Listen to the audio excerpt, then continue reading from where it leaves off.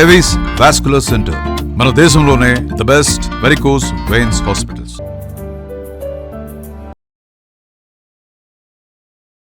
నమస్కారం, నేను మీ జాహ్నవి. మనతో ఉన్నారు ప్రముఖ జ్యోతిష్య వాస్తు పండితులు, ప్రముఖ ఆధ్యాత్మికవేత్త మన ప్రదీప్ జోషి గురూజీ. మాట్లాడేద్దాం. నమస్కారం గురూజీ.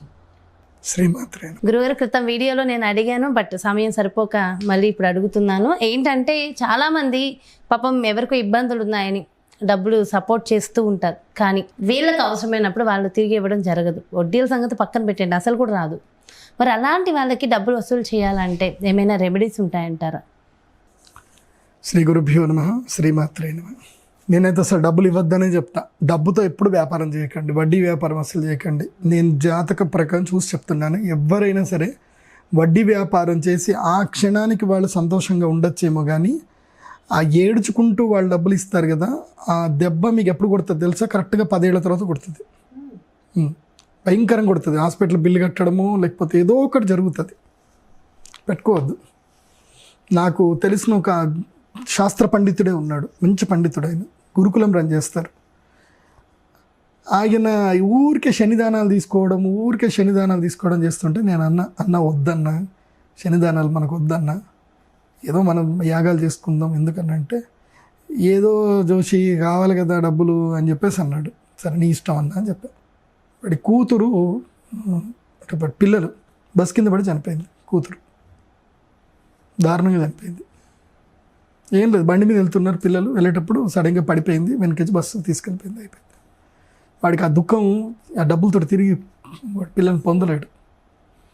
అట్లా ఈ వడ్డీ వ్యాపారం చేసేవాళ్ళు కానీ, ఎక్కువగా ఇది చేసేవాళ్ళు కానీ, ఎవ్వడికి ఒక దగ్గర ఎక్కడ పట్టని కొడుతుంది. కాబట్టి వడ్డీ వ్యాపారం చెయ్యకండి. ఓకే. అండ్ ఈ ఇంటి అద్దెల మీద బతుకుదామని కూడా కొంతమంది అనుకుంటారు.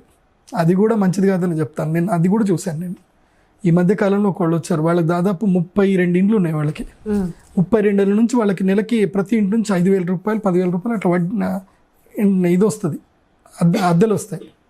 కానీ వాళ్ళకి వాళ్ళ వంశంలో ఇప్పటిదాకా ఒకళ్ళకి పెళ్ళయింది లేదు, పిల్లలు పుట్టింది లేదు.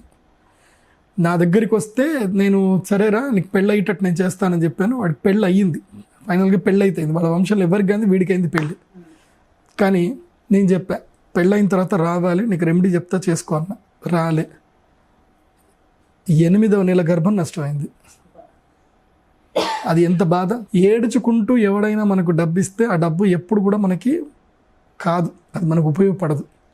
వడ్డీ వ్యాపారం చెయ్యకండి. మీ అందరికి చెప్తుంది, వడ్డీ వ్యాపారం చేయకండి. సరే, ఒకవేళ జీవన ఉపాధి అవుతుంది, దానికి తగ్గట్టుగా మీరు పరిహారాలు కూడా చేసుకోండి. అది కూడా చెప్తాను. ఒకవేళ తప్పదు చేయాల్సి వస్తేనా, ఒకవేళ వడ్డీ వ్యాపారం చేసుకోవాల్సి వస్తే ఏం చేయాలి అంటే, మీకు వచ్చిన వడ్డీ డబ్బుల్లో కొన్ని డబ్బులు తీసి పక్కన పెట్టండి, బ్లాంకెట్స్ కొనండి, పేదవాళ్ళకి బ్లాంకెట్స్ పంచండి. అట్లాగే స్కూల్ పిల్లలు ఉంటారు కదా, ఇప్పుడు మనం ఆంధ్రప్రదేశ్లో కానీ ఎక్కడికి వెళ్ళినా సరే స్కూల్ పిల్లలు ఉంటారు. కొంతమంది స్కూల్ పిల్లలు చెప్పులు వేసుకొని స్కూల్కి వెళ్తూ ఉంటారు, షూస్ కూడా ఉంటాయి వాళ్ళకి. కొంతమంది చెప్పులు కూడా లేకుండా వెళ్తూ ఉంటారు. అలాంటి వాళ్ళకి ఏం చేయాలంటే చెప్పులు కొనివ్వండి. ఎవరికైనా స్కూల్ పిల్లలకు కానీ ఎవరికైనా బట్టలు లేవు, వాళ్ళకి బట్టలు కొనివ్వండి. భోజనం పెట్టండి, ఎవరికైనా కడుపు నిండా భోజనం పెట్టండి. డబ్బులు ఎవరికి ఇవ్వద్దు, భోజనం పెట్టండి. ఇలాంటివి రెమెడీస్ చేస్తూ పోవాలి. అప్పుడు ఏమవుతుందంటే, నీ వడ్డీ డబ్బుల్లో శాతము శనిగ్రహం తీసుకుంటాడు. శని ఎక్కడ ఉంటాడు అంటే ఈ దుఃఖజీవుల మీద ఉంటాడు, కష్టజీవుల మీద ఉంటాడు. ఒక రైతు ఉన్నాడు, బాగా కష్టపడుతున్నాడు. ఆ రైతు, నువ్వు ప్రేమగా వెళ్ళి ఒక మంచి పంచ తీసుకొని వెళ్ళి ఆ రైతు కొత్త పంచ అక్కడ ఇచ్చావనుకో, ఖుష్, బాగుండు నాన్న అంట. ఒక రైతు కూలి ఉంది, ఆమె మంచి ఒక 9 గజాల చీర పోయి ఇచ్చేసిరండి, ఖుష్, సంతోషం. నీకు డబ్బులు కొంచెం పోతాయేమో, కానీ వాళ్ళు ఇచ్చే బ్లెస్సింగ్స్ ఈ నెగిటివ్ నుంచి వాళ్ళు కాపాడుతాయి. నీకు గుర్తుపెట్టుకోండి. అసలు నన్ను అడిగితే, అంటే వీళ్ళనే కాదు, ప్రతి ఒక్కళ్ళు కూడా వాళ్ళకి వచ్చే ఆదాయంలో 10% ఇలాంటి వాటి మీద ఉపయోగిస్తే అందరూ బాగుంటారు. అట్లాగని చెప్పి ఎక్కడో దానాలు చేయకండి, ఎవడికో ఇవ్వకండి, ఒక వ్యక్తికి ఇవ్వకండి, మీకు మీరు కానీ పోయి ఇవ్వండి. దశమ భాగాలు ఇవ్వకండి. దాని దశమ భాగాలు అని చెప్పి దశమ భాగాలు ఇవ్వకండి ఎక్కడ పడితే అక్కడ. అవును, ఫౌండేషన్స్కి వాటికి వీటికి డొనేట్ చేయడం ఇలాంటివి చేస్తున్నారు కదా. మన కంటికి కష్టం ఉన్న వాళ్ళు కనబడినప్పుడు ఇవ్వాలి. మన కంటి ముందే కనబడతా ఉన్నారు కదా కష్టపడేటోళ్ళు, వాళ్ళకి ఇస్తే ఏం పోతుంది చెప్పు? వాళ్ళకి ఇవ్వాలి. ఫస్ట్ జీవితంలో ఎప్పుడైనా మనకి ఏదైనా సంపాదన వస్తే అది ఇవ్వాలి. సరే ఇప్పుడు మనం ఏంటంటే మీరు అడిగింది ఏంది, డబ్బులు తిరిగి రాకపోతే ఏం చేయాలి, అది మీ దగ్గర ధర్మం ఉంటేనే చెయ్యండి, మీ న్యాయం ఉంటేనే చెయ్యండి. ఓకే, దీనికి ఒక రెమెడీ ఉంటుంది. ఒకటి గుర్తుపెట్టుకోండి, మనకి ప్రకృతి మనకి ఎప్పుడు కూడా మనకి సహకరిస్తూనే ఉంటుంది. ఏదో ఒక రూపంలో ప్రకృతి మనకి హెల్ప్ చేస్తూనే ఉంటుంది. మనం ఎంత ప్రకృతిని నాశనం చేసినా ఆ ప్రకృతి మనకు సాయం చేస్తూ ఉంటుంది. దీనికి అథర్వణ వేదములో తంత్రగ్రంథాల్లో కొన్ని రెమెడీస్ చెప్పారు. అంటే మన డబ్బుని, అంటే మనకు సంబంధించిన ఇష్టమైన వ్యక్తులు కానీ మన డబ్బులు కానీ ఏవైనా కోల్పోతే, ఎవరైనా తీసుకెళ్ళిపోతే తిరిగి రప్పించుకోవడానికి మనము శక్తి ఉపాసన చేయాలి. శక్తి ఉపాసనలో దానికి కార్తవీర్యార్జునుడు అని ఒక మహానుభావుడు ఉన్నాడు. ఆయన పేరు తలుచుకుంటే తిరిగి దొరుకుతాయని చెప్పి శాస్త్రంలో ఉంది, బ్రహ్మాండ పురాణంలో ఉంది. కార్తవీర్యార్జునో నామ రాజాబాహు సహస్రవాన్ యస్య స్మరణ మాత్రేణ గతం నష్టంచ లభ్యతాం. ఈ శ్లోకం మీరు రికార్డ్ చేసుకొని, ఇది మళ్ళీ రిపీట్గా మళ్ళీ విని రికార్డ్ చేసుకోండి, స్క్రీన్ రికార్డ్ చేసుకుని పర్వాలేదు. ఓం కార్తవీర్యార్జునో నామ రాజాబాహు సహస్రవాన్ యస్య స్మరణ మాత్రేణ గతం నష్టం చ లభ్యతాం. ఈ శ్లోకాన్ని చక్కగా రోజు ఒక 108 సార్లు ధ్యానం చేసుకొని చదువుకుంటే మంచిది.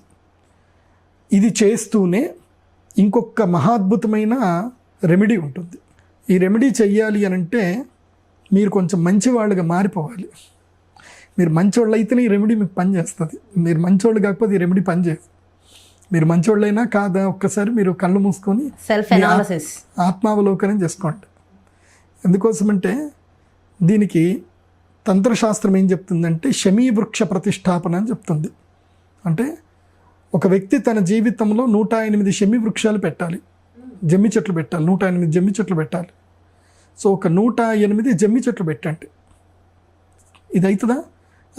ఎక్కడవుతుంది అయ్యగారు, 10 లక్షల రూపాయలు రావాలి కానీ 108 చెట్లు పెట్టడం అంతటైతే కాదులేంటి, ఇంకోటి ఏదైనా ఉంటే చెప్పండి అంటే మాత్రం నా రెమెడీస్ చూడకండి, నా వీడియోస్ చూడకండి.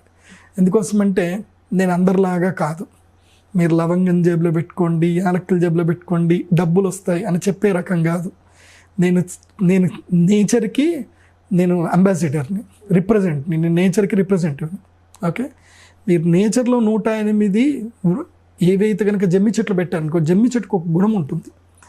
మీరు బీడు భూమిలో పెట్టిన జమ్మి చెట్టు పెరుగుతుంది. జమ్మి చెట్టు కింద మీరు ఏ చెట్టు వేసినా పెరుగుతుంది.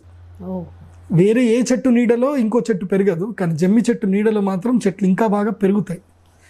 జమ్మి చెట్టు నీడలో ఉండే మట్టి ఒక 100 రోజులు జమ్మి చెట్టు నీడలో ఆవు పెండ మట్టి కలిపేసి వేయండి, అది మహాద్భుతమైన ఎరువు తయారవుతుంది దానికి.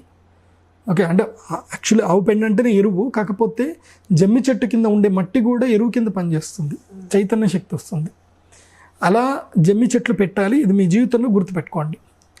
ఇంకొక రెమెడీ ఏమిటంటే కనుక, ఒకవేళ మీరు చెట్లు పెట్టలేకపోతున్నారు, బద్ధకస్తులు అనుకుంటే కనీసము చెట్లు పెట్టే వాళ్ళకైనా సహాయం చేయండి. ఓకే, తర్వాత ఒక నల్లటి బట్ట తీసుకోండి, ఒక నల్లటి జాకెట్ పీస్ 2x2 ఉంటుంది జాకెట్ పీస్ తీసుకొని పరవండి. పరిచి దక్షిణ అభిముఖంగా కూర్చోవాలి, అంటే దక్షిణం వైపు ముఖం చేసి కూర్చోవాలి. కూర్చొని కొబ్బరికాయ చేతిలో పట్టుకోవాలి. మీ సంకల్పం ఏంటి, మీకు ఎవరు డబ్బులు తీసుకున్నారు, ఏం కథ అని చెప్పి ఆ కొబ్బరికాయ చేతిలో పెట్టుకుని, అంటే నిండు కొబ్బరికాయ, పీచు తీయండి, కొబ్బరికాయ చేతిలో పెట్టుకొని దండం పెట్టుకొని ఆ కొబ్బరికాయని అక్కడ పెట్టాలి. పెట్టి ఉలువలు ఉంటాయి, నల్ల ఉలువలు తీసుకోవాలి. ఉలువలు తీసుకొని చేతిలో పెట్టుకొని వాడి పేరు చెప్తూ ఆ కొబ్బరికాయ మీద వేయాలి. ఎవరైతే మీకు డబ్బులు తీసుకొని తిరిగి ఇవ్వట్లేదు వాళ్ళ పేరు చెప్తూ ఆ నల్ల ఉలువలు కొబ్బరికాయ మీద వేయాలి. వేసి అట్లాగే కుంకుమ, పసుపు కుంకుమ 2 చేతిలో పట్టుకొని వేయాలి. పసుపు కుంకుమ 2 చేతులు కూడా వేయాలి. అంటే మీకు డబ్బులు తొందరగా రావాలి అని చెప్పి ఈ యొక్క దత్తాత్రేయ మంత్రం చెప్పండి, సరిపోతుంది. సింపుల్ మంత్రం, ద్రాం దత్తాత్రేయాయ నమః, లేదంటే ఓం క్లీం మహాకాళియై నమః. ఓకే, ఈ మంత్రం చెప్పండి. మీకు ఏది కుదిరితే ఆ మంత్రం చెప్పుకోండి. ఎందుకోసం అంటే కార్తవీర్యార్జునుడి యొక్క గురువే దత్తాత్రేయ స్వామి. మనం కార్తవీర్యార్జునుడికి తలుచుకుంటే తప్పకుండా దొరుకుతుంది. అలాంటిది గురువుని తలుచుకుంటే కార్తవీర్యార్జునుడు పనిచేసి పెడతాడు, ఇంకా డౌట్ లేదు ఇంకా. సో అలా పసుపు కుంకుమ వేయాలి. వేసి తర్వాత నల్లటి పుష్పాలు దొరకవు, ఎర్రటి పుష్పాలు కనుక వేయండి. నల్లటి పుష్పాలు వేస్తే నల్లటివి కానీ బ్లూ రంగు పుష్పాలు వేయాలి. శంకు పుష్పాలు, శంకు నీల పుష్పాలు దొరికితే అవన్నీ వేయండి. వేసి 1 రూపాయి బిళ్ళ వేయాలి. రూపాయి బిళ్ళ వేసి ముడి పెట్టేసేయాలి, కట్టేయాలి. కట్టేసి ఏం చేయాలి, శనివారం రోజున శనివారం రోజున కానీ, పుష్యమి నక్షత్రం రోజున కానీ, ఆర్ద్ర నక్షత్రం రోజున కానీ, లేదంటే అమావాస్య రోజున కానీ, ఈ రోజులలో ఆ నల్లటి బట్టను తీసుకొని వెళ్ళి జమ్మి చెట్టుకి ముడుపు కట్టాలి. కడితే వెంటనే మీకు శత్రుబాధ నివారణ అవుతుంది, మీ డబ్బులు మీకు తిరిగి వస్తాయి. చాలా మంచి రెమెడీ అండ్ నిజాయితీ అనేది చాలా ముఖ్యం ఈ రెమెడీ చేయాలి అంటే. చాలా చక్కగా వివరించారు గురుగారు. Thank you so much. నమస్కారం. శ్రీమాన్. సో నిజాయితీగా మీరుండి నిజాయితీగా మీకు డబ్బులు రావాలంటే మాత్రం ఖచ్చితంగా గురువుగారు చెప్పినటువంటి ఈ రెమెడీని ఖచ్చితంగా ఫాలో అవ్వండి. ఖచ్చితంగా పనిచేస్తుంది. నమ్మండి, నమ్మకం ప్రధానం. అదేవిధంగా మరి మీ యొక్క జాతకానికి సంబంధించి కానీ లేదా మీ ఇంటి వ్యాపార వాస్తుకు సంబంధించి కానీ గురువుగారిని సంప్రదించాలి, గురువుగారి అపాయింట్మెంట్ కావాలనుకుంటే క్రింద డిస్ప్లే అవుతున్నటువంటి నెంబర్స్కి కాల్ చేయండి. నమస్కారం.